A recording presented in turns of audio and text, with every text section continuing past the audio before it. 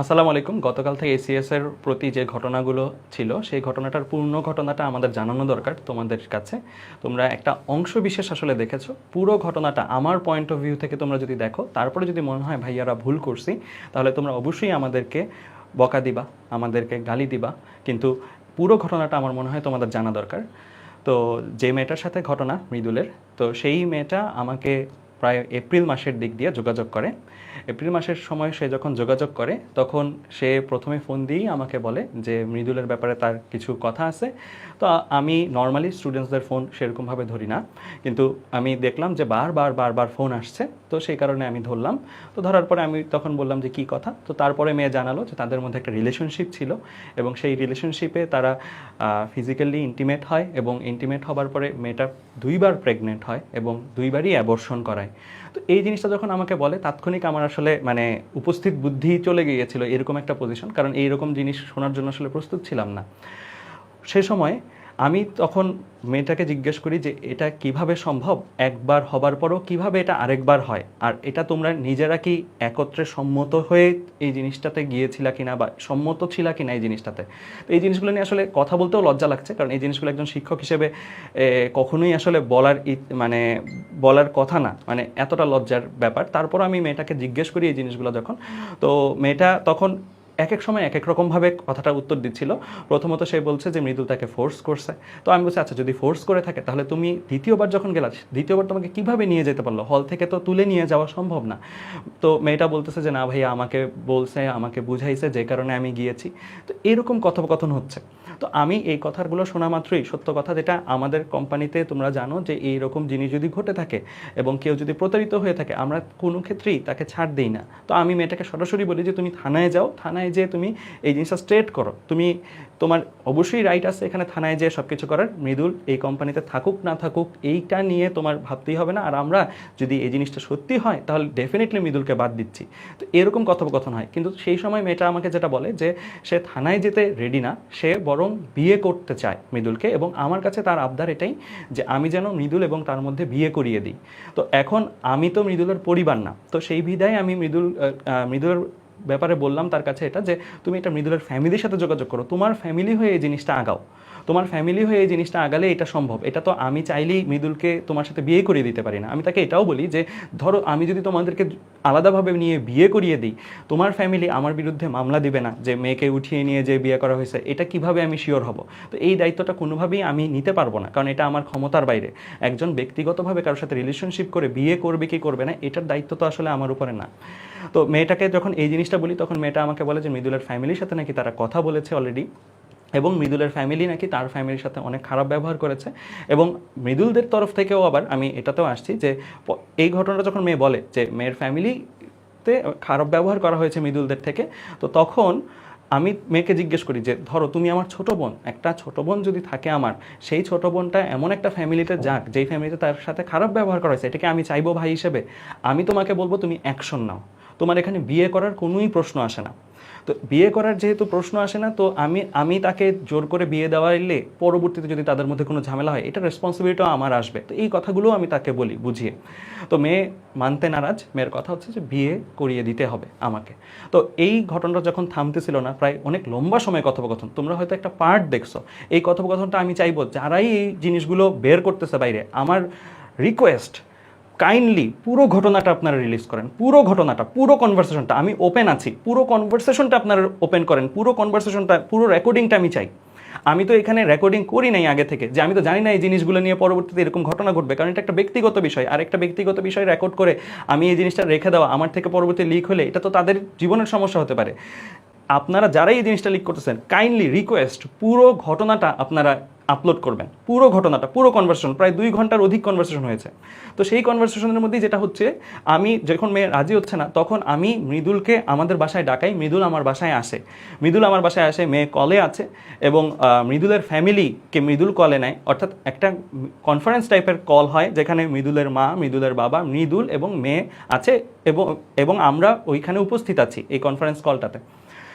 তো এই ঘটনাটা যখন মৃদুলের মা বাবা থেকে যখন আমি শুনি, তারা আমাকে বলে যে বাবা এই জিনিসগুলো কিছুই হয় না, এটা আমার ছেলেকে ফাঁসানো হচ্ছে, আমার ছেলে এইগুলোতে কোনোভাবেই জড়িত না। মৃদুলের মাও নাকি ইমোশনাল হয়ে গেছিলো মেয়ের কথা শুনে এর আগে, এবং মৃদুলের মার সাথে যখন মেয়ে কথা বলে তখন মৃদুলের মা নিজ দায়িত্বে মেয়েকে হসপিটালে নিয়ে যায় মৃদুল সহ, এবং হসপিটালে নিয়ে যাওয়ার পরে যখন চেক আপ করে, মেয়ের অভিযোগের ভিত্তিতে যখন চেক আপ করে, তখন ডাক্তাররা নাকি এইটা বলে যে মেয়ের পাইলসের সমস্যা এবং যে কারণে অত্যাধিক ব্লিডিং হচ্ছে। এবং আমি যতটুকু জানি, আমি যতটুকু তাদের থেকে মৃদুলের ফ্যামিলি থেকে যে পরিমাণের কথা শুনেছি, যে তারা নাকি এইখানে টেক কেয়ার করার জন্য মেয়ের ফ্যামিলিকে ফোন দেয়, মেয়ের ফ্যামিলিকে ফোন দিয়ে নাকি এই জিনিসগুলো জানায়। আর মৃদুলের মা বাবার ভাষ্য মতে মেয়ের ফ্যামিলিও নাকি খুবই ফেড আপ মেয়ের ওপরে। মেয়ের ফ্যামিলিও বলতেছে যে আপনারা এখানে কোনো রকম আমার মেয়েকে প্রশ্রয় দিবেন না, সে একটা পাগল, এবং সে আপনাদেরকে আপনারা যদি প্রশ্রয় দেন তাহলে কিন্তু আমরাও তাকে কন্ট্রোল করতে পারবো না। তো এই জিনিসটা হচ্ছে মৃদুলের মা বাবা থেকে আমি শুনি, এবং মৃদুলের মা বাবা আমাকে স্ট্রিক্টলি বলে যে তুমি বাবা এই জিনিসটাতে ইনভলভ হয় না, এটা ফ্যামিলি ম্যাটার, আমরা ফ্যামিলির এটা দেখতেছি, এটা কী করতে হবে। এই যে কথোপকথন হচ্ছে, এই কথোপকথনের মধ্যেই পরবর্তীতে মৃদুল এবং মেয়ে কথা বলে। ওই কথোপকথনের মধ্যেই মৃদুলের মা বাবা যখন লিভ নেয়, তখন মৃদুল এবং ওই মেয়ে যখন কথা বলে, তখন মৃদুল এবং ওই মেয়ের মধ্যে কথোপকথনটা এরকম যে মৃদুল বলতেছে যে এই জিনিসগুলো ঘটে নাই, এই জিনিসগুলো ঘটে নাই, মেয়ে বলতেছে এই জিনিসগুলো ঘটছে। এই তর্ক বিতর্ক চলতে থাকে। পরবর্তীতে মেয়ের দাবি যেটা, সেটা হচ্ছে বিয়ে করা। মৃদুল বলতেছিল যে তাহলে তুমি কি চাও? তো মেয়ে যখন বলতেছিল যে আমরা বিয়ে করতে চাই, তখন মৃদুল বলে যে আচ্ছা ঠিক আছে আমি করব।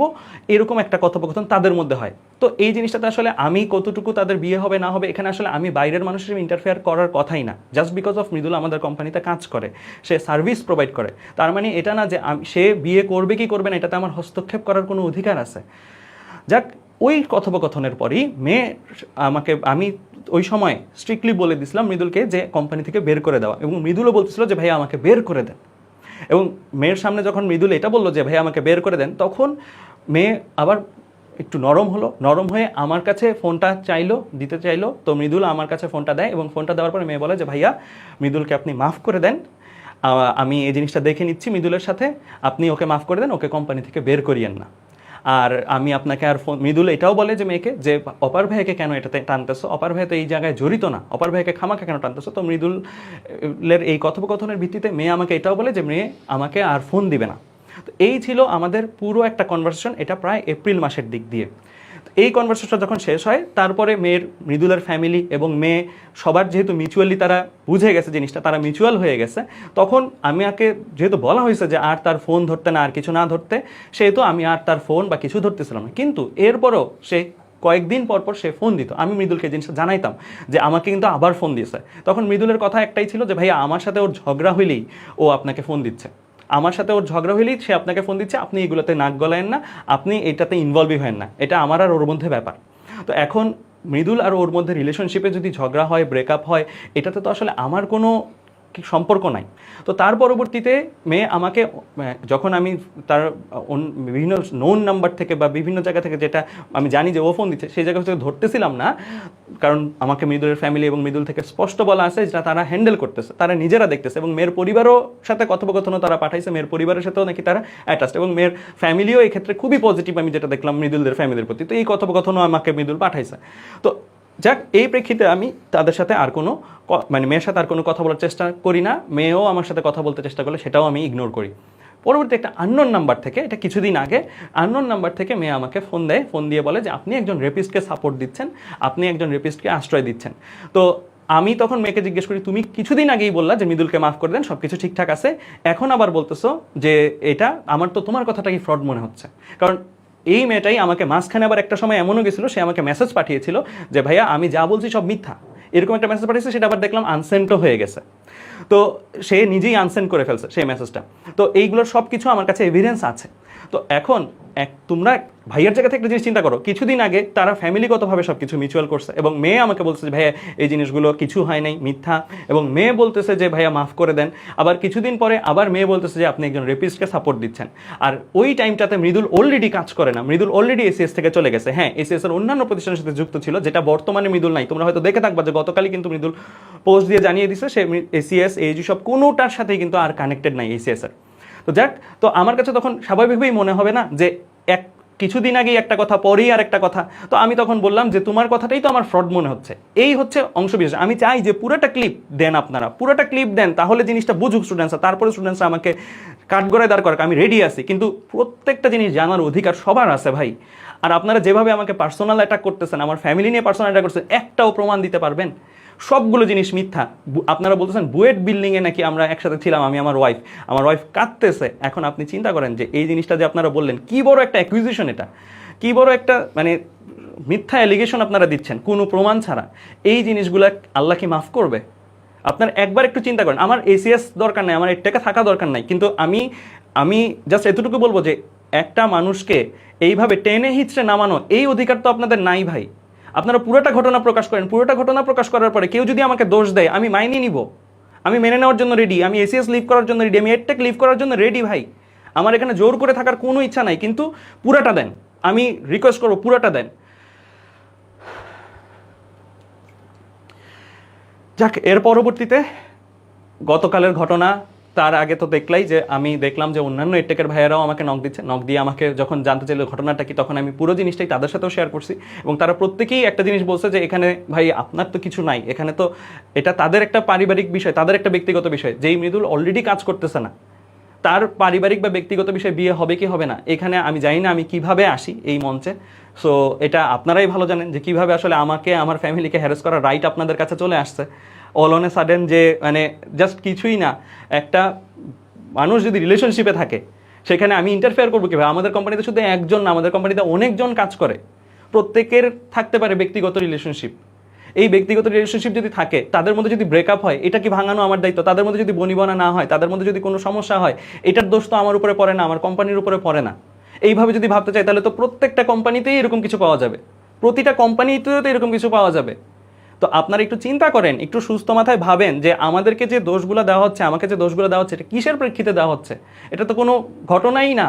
আর এই মেয়ে, যার আমার যেটা ব্যক্তিগত মতামত যে তাদের মধ্যে মিউচুয়াল রিলেশনশিপ ছিল, একটা মিউচুয়াল রিলেশনশিপ ছাড়া তারা এইভাবে কিভাবে বারবার একত্র হয়? আমি তাকে বারবার বলি যে এই জিনিসগুলো আমাকে বলিও না, এই জিনিসগুলো আমার শুনতেও লজ্জা করে, কারণ এই জিনিসগুলো আমি কখনোই সাপোর্ট করি না যে বিয়ের আগে তারা এইভাবে একত্রিত হবে।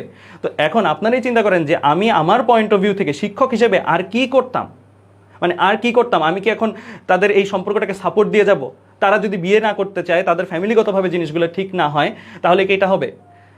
আর আমি যতটুকু শুনেছি লাস্টের দিক দিয়েও, মানে গত কিছুদিন আগে পরশুদিন মৃদুলের মা হার্ট অ্যাটাক করে, আপনারা জেনে থাকবেন। সেই সময়ও মেয়ে এবং মেয়ের ফ্যামিলি সহ মৃদুলরা বসে, এবং তারা বিয়ে করার জন্যই নাকি বসে। এটা পরবর্তীতে আমি মৃদুল থেকে জানতে পারি, এটা সেদিন আমি জানতাম না। তো তারা বিয়ে করানোর উদ্দেশ্যেই আসলে বসে, এবং বিয়ে করানোর উদ্দেশ্যে সেখানে নাকি 70 লাখ টাকা কাবিন চাওয়া হয়। তো এই জিনিসগুলো সবগুলো মৃদুলের ফ্যামিলি থেকে আসা। এই জিনিসগুলো কোনো কিছু আমি প্রুফ জানি না, আমাকে মৃদুলের কাছ থেকে আসা। সো আমরা তখন তাকে যখন বলি মৃদুলকে তুমি বিয়ে করে ফেলো, তোমার তো এই জিনিসটা যেহেতু হয়েছে, তোমার তো এই জিনিসটার নিজের একটা ব্যক্তিগত জায়গা থেকেও তো এই জিনিসটার একটা সলিউশন দরকার।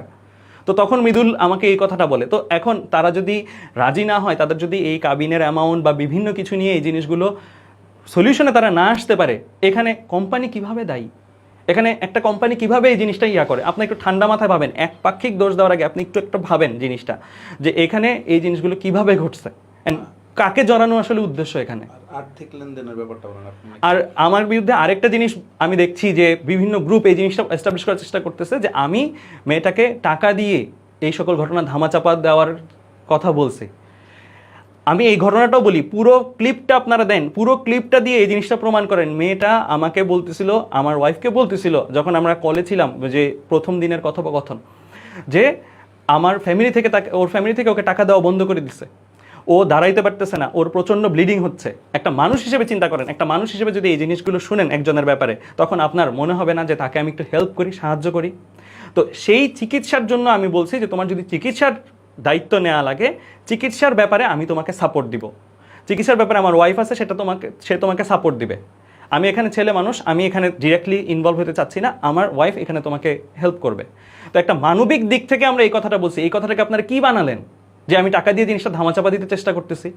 একজন মানুষ বলতেছে তার ফ্যামিলি তাকে আর কথা শুনতেছে না, তার ফ্যামিলি, মেয়েটা, এবং সে এরকম একটা সিচুয়েশনে, যাই হোক না হোক, ঘটনা প্রমাণ হোক না হোক, আমি মানবিক দিক থেকে এটা সাহায্য করার জন্য চেয়েছি। এমন না যে ঘটনাটা প্রুভড অ্যান্ড সেই কারণে আমি সাহায্য করতেছি। আমি তখনও জানি না ঘটনাটা কি, কারণ এরপরেই তো মৃদুলের মা বাবা সহ সরাসরি বলল যে এই জিনিসগুলো কিছুই ঘটে না, এটা বানানো, এবং তারা সহ হসপিটালে গেছে এবং হসপিটালে যেয়ে দেখছে যেটা পাইলসের সমস্যা, অন্য কিছু সমস্যা না। এবং প্রেসক্রিপশন যেটা আসতেছে তাদের কথা মতে এটা হচ্ছে পেট ব্যথার ওষুধগুলো, আপনারা প্রেসক্রিপশনটাও দেখে নেবেন। তো এখন আমি মৃদুলের পক্ষে না, আমি মৃদুলের এই ঘটনা করলে ডেফিনেটলি বিপক্ষে, এবং আমাদের কোম্পানি থেকে গতকালই আমরা জিনিসটা যখন পাবলিকালি আসার পর যেহেতু এই জিনিসটা নিয়ে কাদা ছোড়াছড়ি হচ্ছে, সেই কারণে মৃদুলের সাথে কথোপকথন, এবং মৃদুল নিজে থেকে এটা রিজাইন করে। এখানে জিনিসটা কোনোভাবেই এরকম না যে এটা জানাজানি হবার পরে, এর আগ পর্যন্ত আমাদের কাছে যে তথ্য প্রমাণ ছিল সেই তথ্য প্রমাণের ভিত্তিতে মৃদুল বা মেয়ে কোনোটাই প্রমাণ হয় না যে এখানে তাদের মধ্যে কিছু হয়েছে। কারণ আমি তো এই জিনিসগুলো করার আগে কি আমার পারমিশন নিয়ে গেছে? আমি মেয়েকে এটা জিজ্ঞেস করছি, মৃদুলকে এটা জিজ্ঞেস করছি যে তোমরা এই জিনিসগুলো করার আগে কি আমার পারমিশন নিয়ে গেছো? তোমরা এই জিনিসগুলো করার আগে কি আমার সাথে কথা বলে নিছো? তাহলে এটা আমাকে কেন টানতেছো এরপরে? তোমাদের ব্যক্তিগত রিলেশনশিপ যদি হয়ে থাকে, তোমরা যদি মিউচুয়ালি জিনিসগুলো করে থাকে, এখানে তো আমার ইনভলভ হওয়ার কোনো প্রশ্ন না। এটা তোমরা ফ্যামিলিগতভাবে ডিল করো, এটা তোমরা আইনিভাবে ডিল করো। আমি মেয়েকে একটা জিনিস বলতে বলবেন যে আমি মেয়েকে ফোর্স করছি কিনা যে থানায় যাওয়ার জন্য। আমি মেয়েকে নিজে থেকে বলছি তুমি থানায় যাও, তুমি জিনিসটা তোমার প্রতি যদি অবিচার হয়ে থাকে তুমি জিনিসটা সমাধান করার চেষ্টা করো। কিন্তু সে থানায় যেতে নারাজ, সে বিয়ে করতে চায়। এখন বিয়ে করার দায়িত্ব তো আমার না। আমি যদি বিয়ে করিও দিই, আপনি একটা জিনিস চিন্তা করেন, আমি আমার কোম্পানির এমপ্লয়ির একজনকে বিয়ে করাই দিলাম, তো বিয়ে করে দিলে এটা কি করানো যায়? মেয়ের ফ্যামিলি আছে, মৃদুলের ফ্যামিলি আছে, যে কোনো একটা ফ্যামিলি যদি আমার বিরুদ্ধে যায় সেটা বলতে পারে না যে আমি তাদেরকে জোর করে নিয়ে বিয়ে করাই দিছি, আমি অপহরণ করছি। কত কিছুই তো আসতে পারে, এই জিনিসগুলো তো ভাবতে হয় আমাকে। তো এইখানে একটা পারিবারিক বিষয়, যেখানে দুই পরিবার সম্মত, দুই পরিবার মিলে কথা বলতেছে, সেখানে আমার ইন্টারফেয়ার করার কোনো প্রশ্নই আসলে আসে না। তারপরও যদি মনে হয় যে আমার দোষ থাকে, আপনারা দোষ দেন, কিন্তু আমি এতটুকু বলবো যেখান থেকে এই জিনিসগুলো লিক হচ্ছে পুরাটা দেন, পুরাটা আপলোড দেন। তারপরে যদি আমাকে মনে হয় যে আমি দোষী, আমি সেটা মাথা বেঁধে নিব।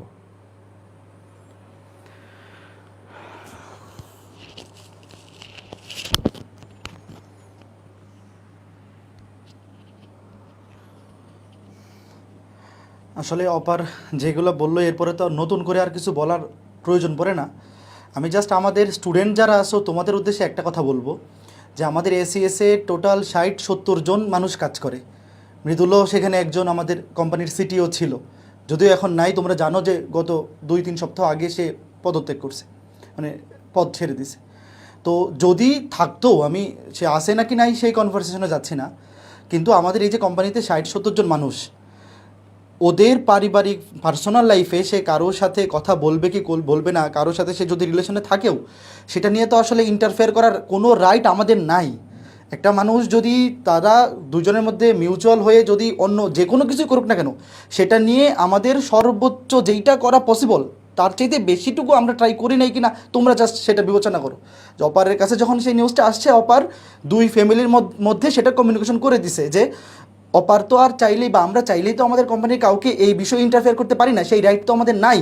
আমরা বড় জোর যেটা করতে পারি তাকে কোম্পানি থেকে সরাই দিতে পারি, যেটা অলরেডি সে নিজ থেকেই, আমরা ওই স্টেপ মানে আমাদের পর্যন্ত ওই সবগুলো প্রুফ আসার আগ পর্যন্ত সে নিজে থেকেই সরে গেছে। এবং ফিউচারেও যে কাজ করার কথা ছিল আমাদের ফিউচার স্কুলে বা অন্যান্য যে ভেঞ্চারে, সেখান থেকেও সে থাকবে না, নিজ থেকেই পোস্ট করছে, তোমরা দেখছো। কাজেই আমরা আমাদের দিক থেকে এজ এ এসিএস এর টিচার হিসেবে বা যেভাবেই হোক, আমাদের একজন এমপ্লয়ি বা অন্য যে কেউ যদি এই ব্যাপারগুলোতে জড়ায় যায়, আমাদের সর্বোচ্চ যেটা করার ছিল যে সেই জিনিসটাকে পারিবারিকভাবে দুই ফ্যামিলির মধ্য থেকে মিউচুয়াল করে বা করার যেটা রাস্তা তৈরি করে দেওয়া, এবং সেটা কিন্তু অলরেডি অফার করছে। কাজে আমি স্টুডেন্টদের উদ্দেশ্যে এটাই বলবো যে এইভাবে তোমরা পুরা জিনিসটা জানো, আমাদের থেকে শোনো, তারপরে তোমরা একটা ডিসিশন নেও। বা আমাদেরকে যদি গালিগালাজ করো, আমাদেরকে খারাপ ভাবো, কোনো সমস্যা নাই, কিন্তু আমাদের পয়েন্ট অফ ভিউ থেকে যেটা করা পসিবল আমরা সর্বোচ্চটাই করছি। এই জিনিসটা জাস্ট তোমরা আগে একটু বোঝো, চিন্তা করো, তারপরে আমাদেরকে তোমরা কাঠগড়ায় দাঁড় করাও। এর বেশি আসলে আমাদের করার নাই। এর পাশে আর কী করা যেতে পারে? একটা কোম্পানিতে ধরো, যে কোনো কোম্পানিতেই 60-70 জন মানুষ কাজ করলে কে কার সাথে মেসেঞ্জারে কথা বলতেছে, কি করতেছে না করতেছে, কার সাথে কার রিলেশন আছে, এটা তো মনিটরিং করা পসিবল না। তুমি জাস্ট ঠান্ডা মাথায় একবার চিন্তা করে দেখো যে আমার জায়গায় বা অপারের জায়গায় তুমি থাকলে এর বেশি আর কি করতে পারতা? তুমি বা একজন মানুষ যেটা করতে পারতো তার চেয়ে বেশি কি আমরা করি নাই বলো? কাজে আসলে আমি জানি না এর বাইরে আসলে কী বলার আছে, বাট আমার এতটুকু বিশ্বাস আছে তোমরা যারা আমাদের স্টুডেন্ট, অন্তত তুমি যদি জাস্ট ঠান্ডা মাথায় চিন্তা করে দেখো যে একটা কোম্পানির 60-70 জন একটা কোম্পানির মধ্যে যে কোনো একজন মানুষ যদি এই বিষয়গুলোতে জড়ায় যায়, তাহলে ভাইয়াদের কী করণীয় ছিল এবং ওনারা ওই লেভেল পর্যন্ত করছে কিনা, দ্যাটস এনাফ। মানে তোমরা জাস্ট এতটুকু চিন্তা করে দেখো।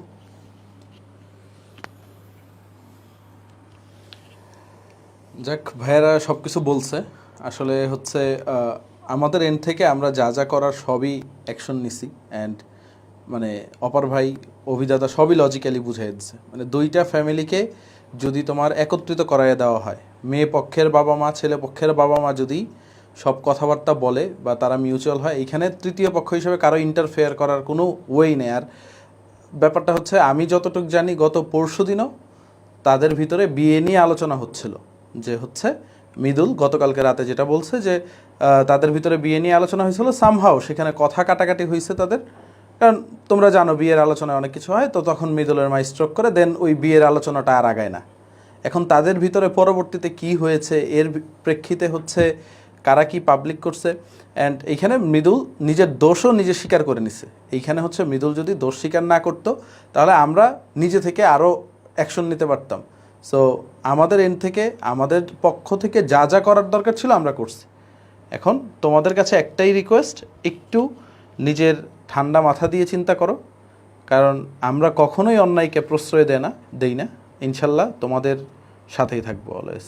আর পারিবারিক বিষয় নিয়ে ব্লেমিং করাটা খুবই এটা খারাপ দেখা যাচ্ছে।